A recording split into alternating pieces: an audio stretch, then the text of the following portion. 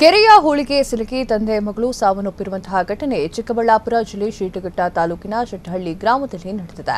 ಭರತನಾಟ್ಯ ಕಲಾವಿದೆಯೂ ಆಗಿರುವಂತಹ 12 ವರ್ಷದ ಧನುಶ್ರೀಗೆ ತಂದೆ ನಾಗೇಶ್ ಈಜು ಕಲಿಸಲು ಕರೆದುಕೊಂಡು ಹೋಗಿದ್ದಾರೆ. ಈ ವೇಳೆ ಹೂಳಿಗೆ ಸಿಲುಕಿ ಪ್ರಾಣವನ್ನ ಬಿಟ್ಟಿದ್ದಾರೆ. ವಿಷಯ ತಿಳಿದಿದ್ದಂತೆ ಶಿಡ್ಲಘಟ್ಟ ಶಾಸಕ ಬಿಎನ್ ರವಿಕುಮಾರ್ ನೇತೃತ್ವದಲ್ಲಿ ಅವರು ಬಂದಿದ್ದಾರೆ. ಮೃತರ ಕುಟುಂಬಸ್ಥರಿಗೆ ಭೇಟಿಯನ್ನ ನೀಡಿದ್ದಾರೆ. ಸಾಂತ್ವನವನ್ನ ಹೇಳುವಂತಹ ಕೆಲಸವನ್ನು ಕೂಡ ಅವರು ಮಾಡಿದ್ದಾರೆ.